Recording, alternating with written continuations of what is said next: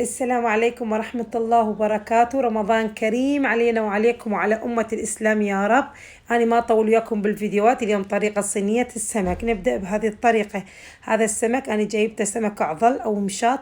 بهذه الطريقة نظفته تنظيف حلو وكنت منقعاه ومي وخل وملح، وبعد ما شلته رشيته شوية ملح وشوية ليمون وخليته ينشف، وبعدين شوية كمون ورشيته، أو بهارات سمك براحتك. وهنا عندي محضرة الخلطة مالته، هي فلفل حار وثوم وملح ودبس الرمان.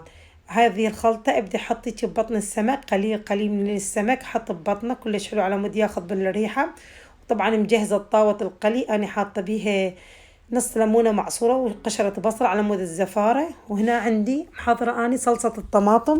صلصة الطماطم شوية زيت وشوية من هاي الخلطة اللي مسويتها أني، ثوم وفلفل حطيتها ويا الزيت صار لونها بني، نزلت عليها خليط الطماطم اللي خلطته بالخلاط وتركه على جال لحد ما تسبك هذه الطماطم تبع الصينية مال السمك. وهنا أنا طبخة رز أحمر. طريقة الرز الأحمر بالفيديوهات السابقة ما أطول عليكم بالفيديو. هي نحط شوية بصل بالزيت إنه نحمرهم يصير تحميرهم لون بني، بعدين ننزل عليهم معلقة من الصلصة ونقلبها. لو نحط شوية مي لحد ما يغلي المي، انزل مالتي الرز يكون غاسلته ونظيف ونزله عليه، وهذه طريقة الرز الأحمر. نجي هنا صينية السمك. صينية السمك هنا نحط شوية زيت وقطع حلق حلق بطاطس وحلق حلق من البصل وشوية فلفل حار معهم. وهذا السمك انزله بهذه الطريقة. عندي سمك مقليته قليته تقلاع يعني عادي جاهز. أجي أصفطه ببطن الصينية وأكون مشغلة الفرن على درجة 180 ويكون الفرن ساخن. وبعد ما نزلت هذه السمك بهذه الطريقة أرشه رشة خفيفة من الكمون، وأضيف له شوية على الوجه من الخلطة اللي مسويتها على جه الثوم والفلفل ودبس الرمان والليمون. على الوجه أرش هذه الرشة الخفيفة. بعد ما رشيت له هذه الرشة الخفيفة، أجي الحين شو أضيف له الصلصة، معجون الصلصة اللي مسويتها إلى صينية السمك. طبعا أنا ما أريد أطول بالفيديو عليكم لأن الطريقات نازلة قبل كده، بس هي تكة عليه شوية تكة غريبة وحركات يعني شوية حركات جديدة. أسوي لكم بس التكات والحركات دي، ما أحب الفيديو يطول عليكم.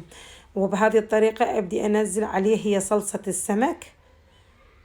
هي إنه التكات الغريبة إنه الخليط اللي محضرته للسمك إنه دقيت ثوم وفلفل حار وكمون وعليه ملح ودبس الرمان ونص ليمونة، يصير له طعمه مزز حلو لحشية السمك وعلى وجه صينية السمك. بعد ما ضفت له الصلصة حطيت الفرن، وهذا السمك قدامكم ألف هنا.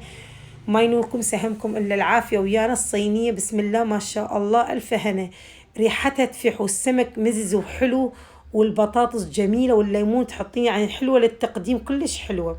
وبهذه الطريقة نقدم ونحط كل سمكة مع بطاطس وليمون وشوية من الصلصة. وألف هنا لكم ورمضان كريم عليكم وعلينا وعلى أمة الإسلام جميعا.